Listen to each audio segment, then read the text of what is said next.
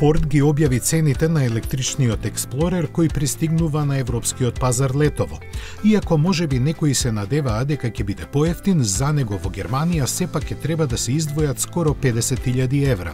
Европскиот Експлорер е направен на електричната платформа на Volkswagen и во основа е технички клон на ID4, чии пак цени стартуваат од 40.000 евра.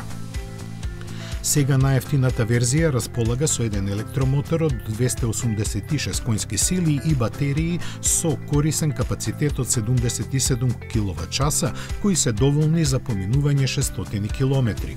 Моделот со два електромотора, погон на сите тркала и 340 конски сили е за 4.000 евра поскап.